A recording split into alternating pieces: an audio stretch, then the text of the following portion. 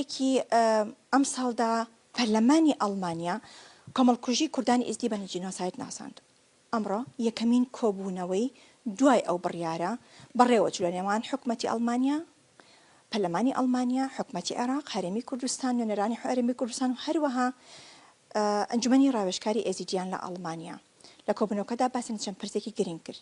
وەکو نوێنەری هەرێمی کوردستان بەڕێز دکتۆر هێمن میرانی کە بەڕێوەبەری گشتی دیوانی وەزارەتی ناوخۆیە لە هەرێمی کوردستان لێرە ئامادە بۆ دەمەوێت وردەکاریەک دەربارەی ئەو کۆبوونەوە بزانم. دکتۆر هێمن زۆر سپاس بۆم چاپێکەوتنە. دکتۆر بەڕێستان لێرە ئامادە بوون، چەندین ئەندام پەرلەمانی فراکسیۆنەکانی پەرلەمانی ئەڵمانیش لێرە ئامادە بوون، وەکو ئاماژەمە بەدا نوێنەری حکوومەتی عێراق و هەرێمی کوردستان جەنابەت بوو، هەروەها ئەنجومەنی ڕاوێژکاری ئێزیدیان لێرە ئامادە بوون. من لەگەڵ چەندین ئەندام پەرلەمانەکان قسەم کرد، ئەوان وتیان هەڵوێستی هەرێمی کوردستان زۆر ڕوون و ئاشکرا و لە جێی خۆیان بووە. باسی چیتان کە لەسەردا دەمەوێت بزانم؟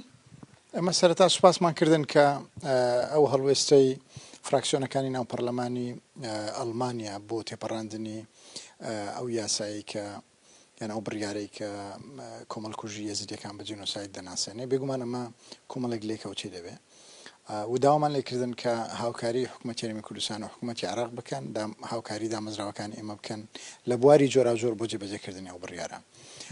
ئەوان پرسیاری ئەویان کرد کە چۆن زەمینە سازی بکرێت بۆ گەڕانەوەی خوشکوبرایانی ئێزدی بۆ ماڵ و حاڵی خۆیان لە شنگال و لە گوندەکان. دواتر پرسیاری ئەوە دێک کە ئەگەر گەڕانەوە چی بکرێ بۆ ئەوەی جارێشتر ئەو فەرمان و کۆمەڵکوژێ بەسەریان نێتەوە. ئێمە تاکیدمان لە جێبەجێکردنی هەرسێ قۆناغی ناو ڕێکەوتنامەی شنگال کرد کە قۆناغی یەکەم قۆناغی هەڵبژاردننی ئیدارەیەکی خۆجێتی کە بتوانێت نوێنەراتی شنگال و نوێنەرەتی خەڵکی ئەوێ بکات. دواتر ڕادستکردنی مەلەفی ئاسایشی شنگال بە پۆلیسی مەحەلی و هێزەکانی عراقی. ئێستا باز لەوە کرا کە 2700 پۆلیسی عراقی هەن و بە جۆرەی ڕێکەوتنامەی شنگال بڕیارە 2500 پۆلیسی دیکە کە هەزاریان لە خەڵکی ناو شنگال بن و 1500یان دانیشتوی کەمپەکان و گوند و لادێکانی چاردۆری شنگال بن. نوێنەری حکوومەتی عراقی باسی لەوە کرد کە ئەم پرۆسە لە قۆناغی کۆتاییەیە، تەبەن بە دامەزراندنی 2500 پۆلیس زەمینە سازی ئاسایشی دەچێتە پێش بۆ ئەوەی قۆناغەکانی دیکە جێبەجێ بکرێ. هەڵبەت پێویستمان بە هەڵبژاردننی ئیدارەیەکی خۆجێتی هەیە کە خەڵکی شنگال خۆیان باوەڕیانەوە بێت کە ئەو نوێنەراتی ئەوان دەکا بۆ ئەوی دواتر بتوانن بە ئارەزوومەندانە و بە شەرەفمەندانە بەوەی کە بتوانن ئاینی خۆشیان ممارەسە بکەن و هەڕەشە لەسەر بوونیان نەبێ اینجا بگەڕێنەوە. دکتۆر هێمن، وەکو ئاماژم پێدا سەرەتا ئەندام پەرلەمانەکان زۆر ڕازی بوون لە هەڵوێستی هەرێمی کوردستان، ئاماژەشان بۆدا کە حکوومەتی عێراق دەیەوێت بەڵام ڕوون نییە هەڵوێستیان بەتەواوەتی. ئەو ئەرکانە چین کە دەبێت هەرێمی کوردستانیش هاوکار بێ بۆی ئەو ڕێکەوتنە جێبەجێ بکرێت؟ ئێمە لەگەڵمان باسی ئەومان کرد کە ڕێکەوتنامەی شنگال ڕێکەوتنامەیەکی دوولایەنەیە.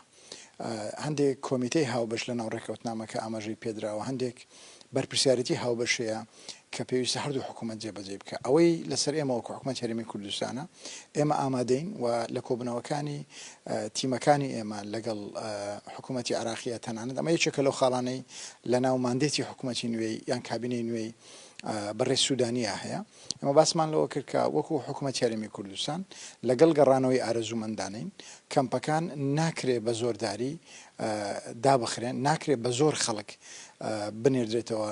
بەتایبەت کەیسی ئێزدیەکان کەیسێکی جیاوازە، کەیسی وەکو باقی ئاوارەکانی دیکە نیە. ئەوان تەنیا لەسەر ناسنامەی ئاینی و دواتر ناسنامەی نەتەوەی خۆیان ئەو کۆمەڵکوژی و فەرمانەیان بەسەر هاتووە. بۆیە تا دڵنیانە بن لەوەی لە ڕووی ئەمنیەوە ئارامی هەیە ئەوان دەتوانن ممارەسەی تقوساتی دینی خۆیان بکەن و جارێشتر تووشی ئەو کۆمەڵکوژیە نابن ناتوانن بگەڕێتەوە. ئەمە ئەم بابەتانەمان بەڕوونی بە ئاشکرایی تاچوێ کرد لەگەڵان. هەڵبەت کۆبوونەوەکە کۆبوونەوەیکی یەکجار کراوە و دۆستانە و ڕاشکاو بوو. لەو باوەڕدان کە بەم زوانە حکوومەتی عێراقیش بیەوێت هەوڵ بدات بۆ جێبەجێکردنی ئەو داواکاریانی کە پەرلەمانی ئەڵمانی حکوومەتی ئەڵمانیا هەیەی لە عێراق و ئێزیدیەکانشیانە لە عێراق؟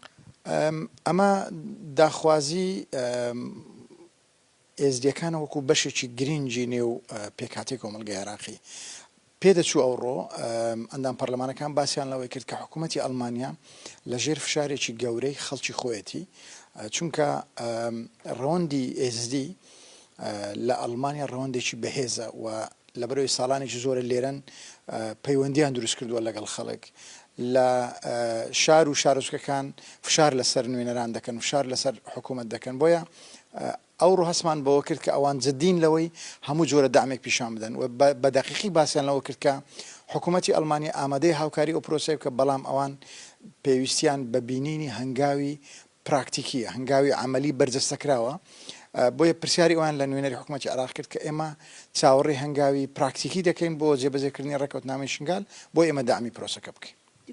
زۆر سپاس کە لەگەڵماندا بووی هەر بۆ ئەوەی ئەمانش لە نزیکەوە ببینن کە حکوومەتی عێراق دەیەوێت هەنگاو بنێت بە جددی بۆ جێبەجێکردنی ئەو داواکاریانە بۆیە شاندێکی حکوومەتی ئەڵمانیا سەردانی بەغداد و پاشان هەولێر و دهۆکیش دەکات. بەڵێ.